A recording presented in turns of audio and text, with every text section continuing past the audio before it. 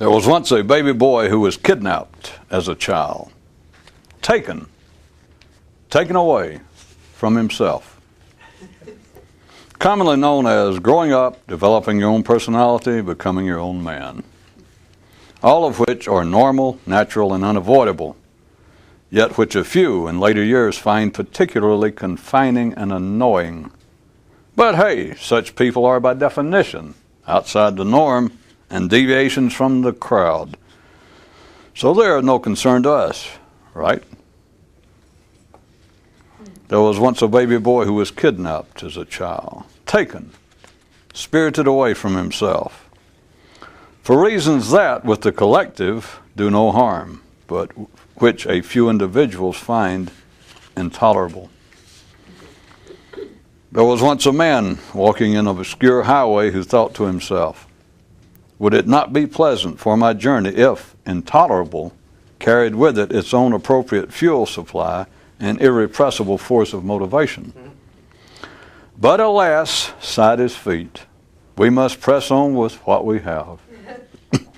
Still, no need for discouragement, thought the man, by what means better to go forward than the feet upon which I stand?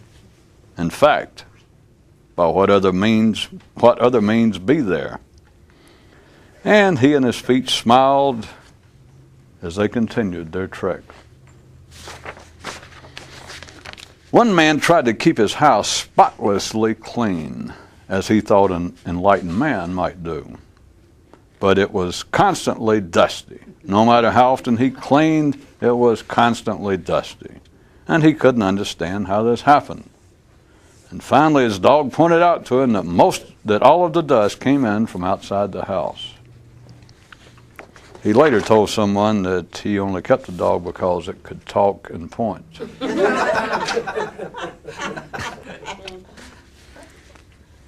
Though he has sought no patent and has no plans for production, one man has developed an optical device, when looked through, makes the human mind appear the size of the universe, and through the other end, the universe the size of the human mind. I'd tell you what he calls it, but it'd probably scare the shit out of you, except, of course, those of you who've already discovered it for yourself. Prevailing on one planet was an unusual visible spectrum, wherein the color orange could only be seen, identified, and studied under orange light, or else through a specially developed orange glasses. One father continued to warn his son, if you keep throwing them rocks like that, you're going to end up hitting some rock square in the face. There was once an explorers club whose inner circle secret motto was, it's hard to know just where to look when everywhere you look, there's something. It, of course, didn't stay secret for long, what with the club having no members and all. One man awoke to find himself in the coma ward of a large metropolitan hospital. The particular hospital was, of course, life, and the man, of course, every man. I say, my good fellow, is this really the sort of idea with which we want to start our day? Hey, it's cheaper than orange juice, and tartar, too. Well, tartar, to you, my good fellow. Sorehead. See, I was playing two parts again. One man danced so long with the possibility, then reality of, being individually conscious in a way that man en masse is not, that he would sometimes suddenly picture cemeteries as being man's collective attempt to cure death. It has all the earmarks, he'd think. And as certainly illogical as that may sound, it is not far afield from the few ideas men will entertain regarding the nature of their non-physical being and its potential health and demise, the last two noted aspects to a few being one and the same. Coma ward, won't you be my coma ward? Well, I thought you'd never ask. You knew I would. Yeah, you're right, I did. One man thought, if it weren't for my mind, I'd have no brain at all. Or is that, if it weren't for my brain, I'd have no mind at all?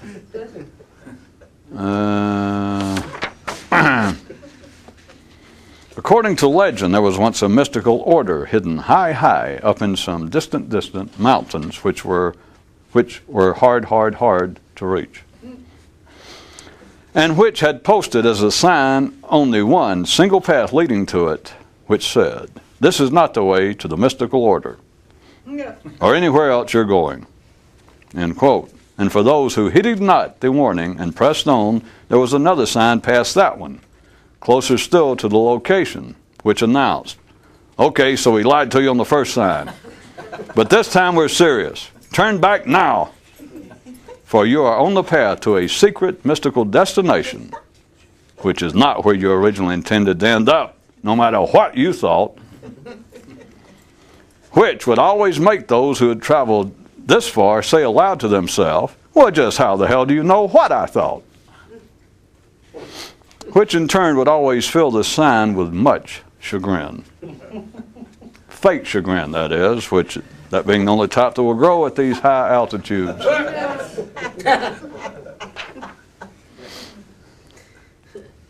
The speaker said, all human conversation started out as a talking to oneself. And a voice from the audience retorted, "Then how did it go so awry?" To which the speaker shot back, "Who said that?" And the voice spoke again, "Awry, awry." The speaker later told his agent that from now on he wanted to be paid in cash in advance. Once you have killed one dust dragon outside your home, any assaults after that are totally redundant and meaningless. I say, General Upheaval, do you realize the possibility this implies? I most certainly do, Major Confusion. It says that if this attitude were wildly held, we'd be out of work. But thankfully, no problem here. After all, we're only dealing with humans. Whew, General, that was a close call. Oh, not really, Major. Not really close at all.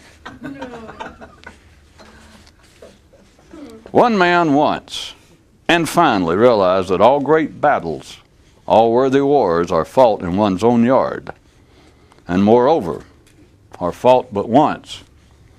All else is your imagination of the memory of it, which in some instances is imagination of memory of a thing that never occurred.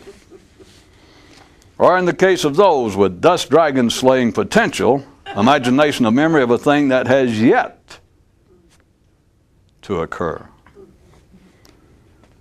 The awesome aspect of the normally unnoted nexus twixt the foot on the leg and the watch on the wrist is in the natural inclination it supports to always look ahead somewhere for the field of battle. After a lifetime of working multiple jobs, sacrificing, scrimping, doing without, and saving all that he made, one man finally bought himself his dreamed of yacht on which he planned to sail away to complete freedom on the boundless seas. And in tribute, he christened the ship by this name. If I'm not there now, when will I ever be? In truth, the kind of sentiment that has in fact sunk many a vessel, imaginary vessel that is. Then there was once this one captain who stood sternly on the bow, looking out at the far horizon, shouting to his crew, "All sails up, as fast as she'll go, my mateys," who was met by a return cry, "But we're sinking, my captain. We're going down, not forward." Very well then, said he, if that's the way it's going to be, then make some more holes in the hull so we'll go down faster. Speed, me hearties. Timely progress in some direction is all that matters here.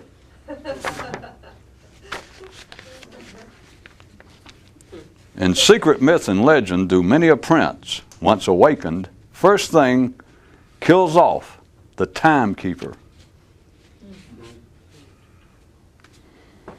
The soles of a seeker's feet, planted plainly on the ground, could convey to an alert eye a most useful perspective regarding where a man believes himself going and its connection to the amount of time he thinks it will take to get him there. Check it out. Feet, no matter where they are always home. And as God put his in Adam's back, showing him the garden gate, to himself said, now man will no longer live by feet alone. Not now. Not that they have a mind to come home to, which was a bit of a curious thing for him to say, now that man no longer had a natural home. But hey, it's all just myth and legend, imagination and illusion, fear and guesswork. The mind, baby. Just the old mind. And a viewer writes, in regard to an item you read on the show earlier this evening, it might actually be nice to wake up and find yourself in an actual coma ward. At least then it seemed like you kind of had some excuse for being in the condition you're in. No? I'm not even going to dignify such thinking by replying. Nurse, oh nurse, would you please come fluff up my pillow?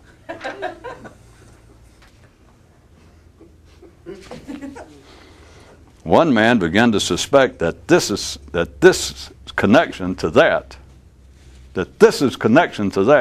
is exaggerated somehow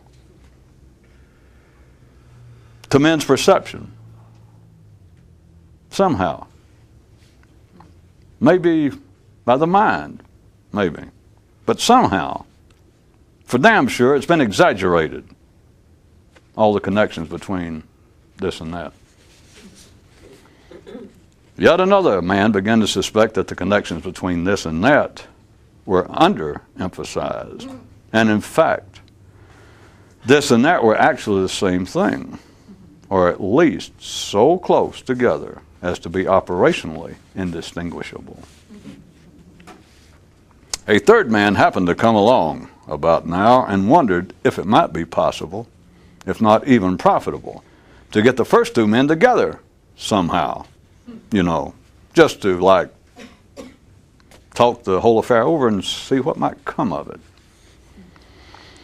Third man can at times be like an extra useless wheel on a bicycle, while at others like a rocket hooked to one. It's always according to how sincere the first two men are about solving the question involved. Which reminds me of a guy who once thought, if I really wanted to be as smart as I say I do, I'd have 3 sides to my brain, not 2. An arrangement that never settles anything. Except, of course, to keep the mind on its throne. Hail to thee, O great Caesar of Gaul. You have no idea how you gall me. All right, I owe you $1.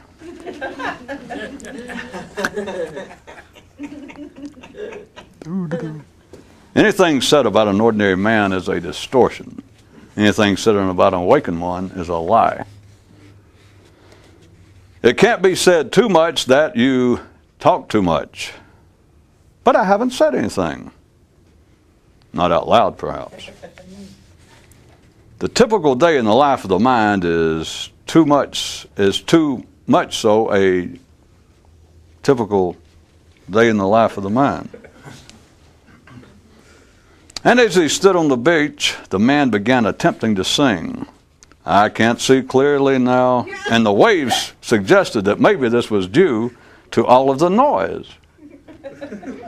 But the man knew it was more due to all of his listening and looking, a thing which such unfettered phenomenon as waves can never comprehend, since there is nothing there uncontrived to be perceived.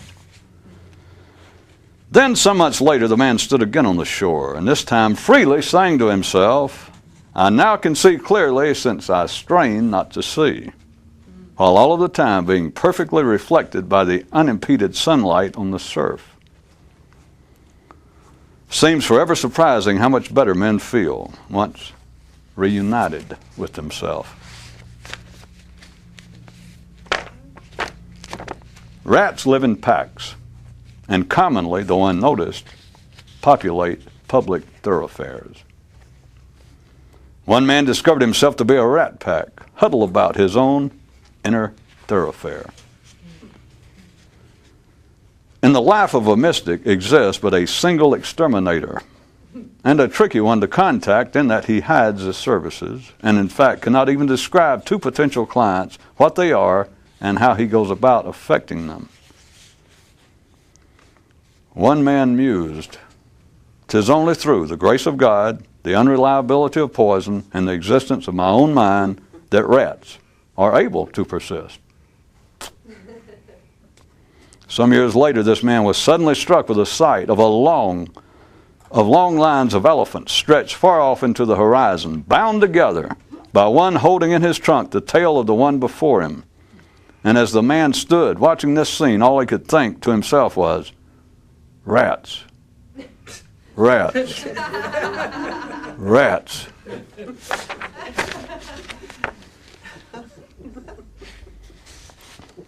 By the way, I don't like to editorialize, but I've had several people write the show recently suggesting that they thought some of these news items were, why'd they put it? That they thought they were allegorical or not literal. I don't know how many times I'm going to have to remind you of yours. History records the exploits of only the rudest of warmongers, those whose victories are over visible foes, while the truly extraordinary warriors remain unknown to the crowd, men who overcame their opposition by swallowing it.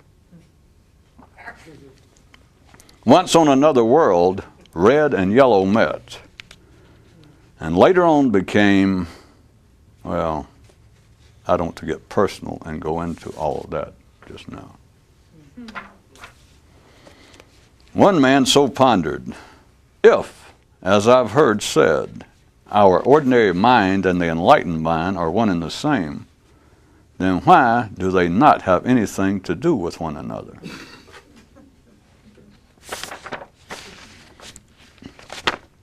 In the first place, one guy's theory is that man came up with the notion of God in the first place just so he could then come up with the idea of praying to God, which in the first place was an attempt to come up with something to replace him talking to himself, which from the outset men have found annoying. Well, most men, and mostly from a minority view for the wrong reasons.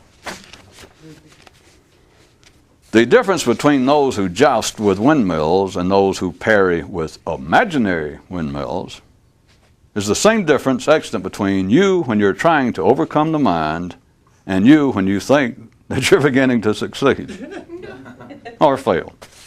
Same thing. One man said, "I'll believe that someone else can show me the way to liberation if you can find me a corn silo in which rats are indigenous." It takes a special man to be satisfied to run off only with himself. And one man said, "I'll believe that someone else can teach me to awaken if you can show me a fire that did not come with its own smoke." It takes a quite special man to be satisfied with the truth of how things are. And one man said, "I'll believe that enlightenment is possible when it happens to someone who looks exactly like me." No. It takes a very special man to tell the truth, which is really nothing special. The truth, that is. One man one day was so suddenly struck. The secret is consistency. Not the redundancy already present in our minds, but something else. Something new which I can presently only see to be called consistency. And he turned and said to all of his pets, household plants, and furniture, though that may sound to ordinary ears foolish and confusing, the wise amongst you will understand what I mean. All right, $2. Another potential shortcut to the status of mystic. Anyone can be awakened on paper. Should be of particular interest to those of you of literary leaning.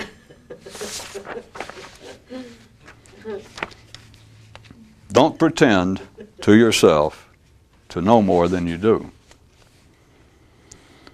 In the world of action, pretend can be good. That is, the attempting of things you've believed you couldn't do. But in the world of mind, pretending to know more than you do is never of use, and for the few is destructive. The history of a typical mystical order is one of its most important aspects, which is why real ones don't have one. One man hired a private investigator to clear up the matter for him. Only problem is that when he hired the one investigator, he also hired 2,000 others. The mind still has you as long as you believe that it is preferable to have but a single buffalo in your bedroom as opposed to a whole herd. Everyone knows the truth. Everyone speaks the truth. The enlightened are simply those who can hear themselves speak it.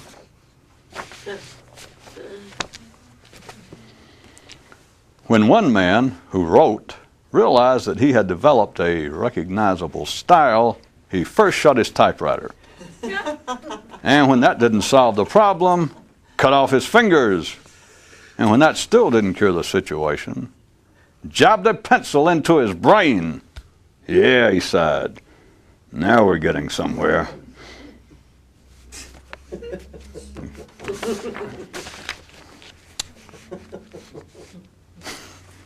In his own particular way, this one man, I guess, was religious. Leastwise, he had something that seemed to resemble a prayer. At odd times during the day, you could hear him say, "Thank you for your attention."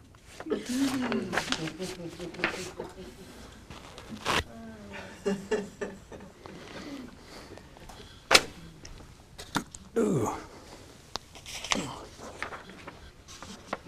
Ooh. Somebody could turn out the light. Ooh. You do make me a...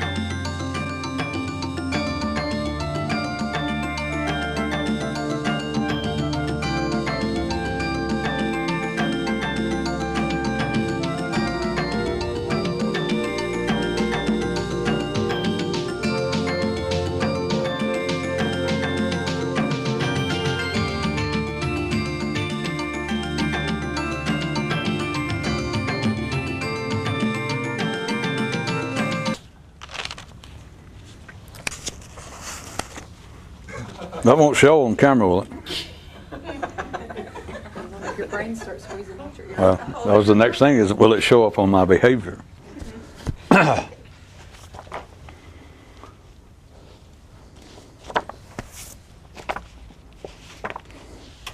From a journey up in the mountains, though I have never seen all of the peaks, I have seen what they all look like.